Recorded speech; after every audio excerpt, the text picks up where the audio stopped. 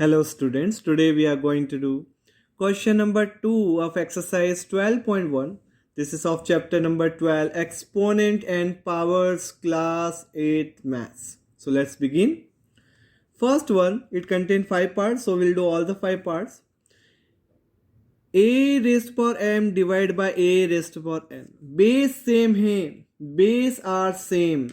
Here base are same. देखिए base अगर same होती है, base है दोनों, ये a बेस और ये बेस, अगर बेस सेम होते हैं तो हम लॉ लगाते हैं a raised power m divide में a raised power n equals to a raised power m minus n. ये लॉ लगेगा. तो बेस सेम है दोनों में, -4 बेस है तो we can do -4 raise to the power 5 minus 8. दोनों बेस -4 है, पावर डिफरेंट है. डिवाइड में अगर बेस सेम होता है तो ये लॉ एक्सपोनेंट लग जाएगा, तो डिवाइड में पावर माइनस हो जाएगी. 5 में से 8 गया, 5 में से 8 गया, दैट मीन्स -3. 5 minus 8 is -3. अब नेगेटिव एक्सपोनेंट को पॉजिटिव बनाना है, हमेशा हमें पॉजिटिव एक्सपोनेंट में लाना है. ये what is the question? Simplify करना है, express the result in power notation में ही रखना है. पॉजिटिव एक्सपोनेंट चाहिए, नेगेटिव एक्सपोनेंट आ रहा है, इसको पॉजिटिव बनाना है. तो let us make it positive. और आपको लॉ याद है, व्हाट इज द लॉ है?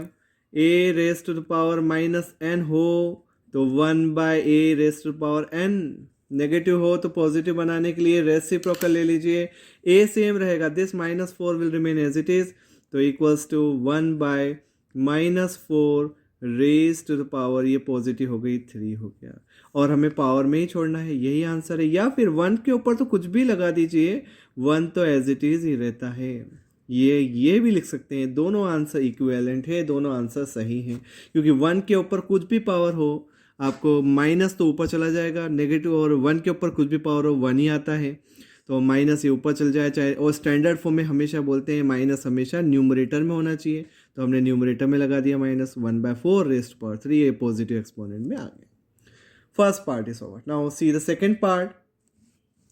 सेकेंड पार्ट है 1/2 raised to the power. So now we know, अभी हमने पढ़ा 1 के ऊपर कुछ भी पावर लगा दीजिए. देखिए मैंने 1 के ऊपर 3 पावर लगा दी, और कुछ भी नहीं किया है, सिर्फ 1 के ऊपर पावर 3 लगा दी है. 1 पे कुछ भी power, 1 raise to any power is 1 only.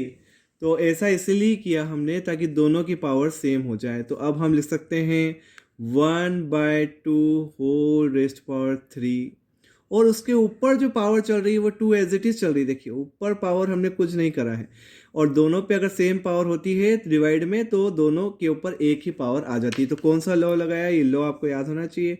a की पावर n और b की पावर भी n, दोनों पे अगर सेम पावर होती है, बेस अगर डिफरेंट है, पावर अगर सेम है, तो हम लिख सकते हैं a/b की power, same power means n लिख सकते हैं. ये लॉ हमने लगाया इसके अंदर. अब एक और लॉ लगाने वाले, a raised power m, a raised power m और ऊपर हो n whole raised power n हो. अगर a के ऊपर 2 पावर एक साथ आ रही है, 2 पावर हमारी एक साथ आ रही है, तो दोनों को हम मल्टीप्लाई कर लेते हैं as per the law exponent के अकॉर्डिंग. हमें पूरा चैप्टर कर रहे हैं, तो m और n हो तो m इंटू n कर देते हैं. सो हियर आल्सो हमको सेम वही करना है, equals to 1/2 raise to the power कितना हो गया, 3 इंटू 2, और 3 2 जा कितना हो गया, 6. 1/2 रेज टू द पावर 6. और इसी में छोड़ना है, हमें इवेल्युएट नहीं करना. ये इवेल्युएट नहीं है, ये हमें पॉजिटिव एक्सपोनेंट में ही लाना है. तो पॉजिटिव एक्सपोनेंट में लाना है, वही हमने लिया है, वहीं तक हमें इसको करना है. So this completes question number 2 का सेकेंड पार्ट हो गया. Now will do the third part. See the third part now.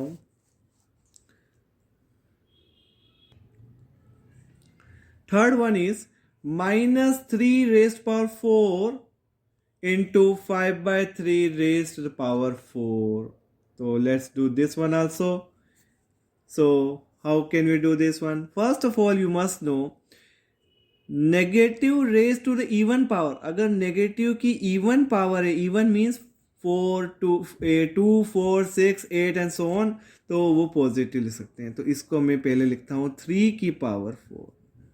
ये देखिए, क्योंकि नेगेटिव की इवन पावर है, ये अपने क्लास 7 में पढ़ा। और यहाँ दोनों पे पावर डिफरेंट डिफरेंट कर देते हैं, 5/4 और 3/4, ये ऐसे कर दिया हमने। या हम चाहें तो एक और लॉ, बहुत सारे तरीके से इन क्वेश्चंस को किया जा सकता है। So we have done like this. Now which law, हमने कौन कौन से लॉ अप्लाई करे? हमने अप्लाई किया a/b की पावर n हो तो that means we can write a⁻n/b⁻n, दोनों पे हमने क्या कर दिया, अलग अलग कर दिया। अब सब पे पावर ये डिवाइड में कर लेते हैं, a⁻m ये डिवाइड में है, 3⁴c ये दोनों डिवाइड में है, ये दोनों डिवाइड में है, ये दोनों डिवाइड में है, सेम बेस है, सेम बेस है, पावर क्या हो जाती है, सब्ट्रैक्ट। तो आप लिख सकते हैं 3⁻⁴ -4 और 5⁴ एज इट इज, ये एज इट इज इसका, क्योंकि इसका कोई साथी नहीं है, 5⁴ एलोन है, उसका कोई साथी नहीं है, तो वो एज इट इज रहेगा। और 3⁴ और 3⁴ दोनों पर बेस सेम है, तो पावर सब्ट्रैक्ट कर दी, 4 - 4। कौन सा लॉ लगाया, that we have to write every time. हमने जो जो लॉ लगा रहे हैं वो हमें लिखना है। तो a⁻m डिवाइड बाई a⁻n हो तो a⁻m - n हो जाता है, ये लॉ लगाया हमने। Now next is, after this क्या आया, 3⁻0, 4 - 4 इज 0, और बचा क्या, 5⁴ और एनी नंबर ⁻0, अगर किसी की भी पावर 0 होती है that means it is 1। Any number ⁻0 is 1 into 5⁴। कौन सा लॉ लगाया, वो again we have to write a⁻0, any number ⁻0 is 1, this is the law. Now 1 into the any number is that number only particular number, the 5⁴ is the answer। ये हमारा answer आ गया इसका, because ये इसलिए आ गया क्योंकि 1 के अंदर किसी का ही मल्टीप्लाई करेंगे तो वही नंबर आता है। और हमें पॉजिटिव एक्सपोनेंट में लाना है, हमें अब इसको और इवेल्युएट नहीं करना है, सिंप्लीफाई नहीं करना है, और इसको यहीं पे छोड़ना है। So this question third completed. Now will do fourth part, see the fourth part. अब इसका फोर्थ पार्ट और फिफ्थ पार्ट, दो पार्ट और लेफ्ट है, तो फोर्थ पार्ट कर लेते हैं पहले। Now see the fourth part. 3 base are same, base same हो तो पावर को सब्ट्रैक्ट कर देते हैं हम। तो let subtract powers, base same है तो पावर सब्ट्रैक्ट करना है, इक्वल्स टू 3⁻⁻7, ब्रैकेट जरूर लगाइए ताकि गलती नहीं होगी, क्योंकि दो माइनस एक साथ आ रहे हैं, a⁻m - n, ये लॉ लगाया हमने। इनटू चल रहा है एज इट इज, ये इनटू में एज इट इज चल रहा है, इसको हमने चेंज नहीं किया है कुछ भी अभी हाल। और कौन सा लॉ लगाया वो लिख देते हैं यहाँ पे, a⁻m डिवाइड बाई a⁻n हो, that means we can subtract the powers. और देखिए सब्ट्रैक्ट कर दी पावर, और जो माइनस थे -7 वो एज इट इज है, -7 -10 एज इट इज है, और लॉ लगाया माइनस का तो माइनस बीच में आ रहा है। इसके बाद देखिए 3⁻, को सिंप्लीफाई कर लेते हैं, -7 माइनस इंटू माइनस होता है +10, और इंटू चल रहा है as it is, 3⁻⁻5 as it is. 10 में से 7 गया 3, और 3 की पावर -5 भी चल रही है, 10 में 7 गया 3 हो गया, और -5 एज इट इज। अब वापस लॉ लगा सकते हैं, a⁻m into a⁻n, base same हो पावर डिफरेंट हो तो पावर प्लस कर सकते हैं, मल्टीप्लाई में पावर प्लस हो जाती है, डिवाइड में पावर माइनस हो जाती है, मल्टीप्लाई में है तो पावर को प्लस करना है।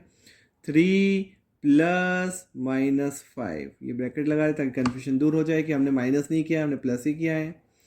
तो 3 की पावर हो गई, 3 में से 5 गया -2 हुआ, but we have to express in positive exponent, मगर हमें तो ऐसे पॉजिटिव एक्सपोनेंट में लाना है, तो पॉजिटिव एक्सपोनेंट कर देते हैं 1/3 होल रेज़ पावर 2, और बताया था 1 के ऊपर कुछ भी पावर लगा 1 ही रहेगा, तो a की पावर -n हो तो 1/a की पावर n, क्या लॉ लगाया है हमने, a की पावर -n हो तो 1/a की पावर n हो जाती है, या होल पे पावर लगा दीजिए, 1 के ऊपर कुछ भी पावर आती है वो ही नंबर रहता है। This completes question number, fourth part भी कंप्लीट हो गया इसका। Now left with fifth part, इसको भी कंप्लीट कर देते हैं। देखिए let's do fifth part, see the fifth part. Now we know base are different and powers are same, -3 base are different, powers are same, तो लॉ लगा दीजिए a की पावर m इंटू बी की power m। देखिए कौन सा law लगाया, base different है पावर सेम हो तो लॉ है a इंटू बी की पावर m, दोनों पे a की पावर आ जाएगी, मल्टीप्लाई कर दीजिए बेसिस को और a की पावर आ जाएगी। तो सेम हमको यहाँ कर लेते हैं, 2 इंटू -7 और a की पावर आ गई कितनी, -3 आ गई। 2 7 जा हो गया -14 की पावर -3। और नेगेटिव एक्सपोनेंट है तो पॉजिटिव बनाने के लिए आपको मालूम है क्या करना पड़ता है, 1/14 की पावर 3 रेसिप्रोकल ले लीजिए और पॉजिटिव पावर लिख दीजिए। तो कौन सा लॉ लगाया हमने, a की पावर -n हो तो 1/a की पावर कितनी हो जाती है, n हो जाती है, पॉजिटिव एक्सपोनेंट। तो ये आंसर आ गया, यही आंसर है। So all the 5 parts are completed. So I hope you understood. Thank you so much for watching the video.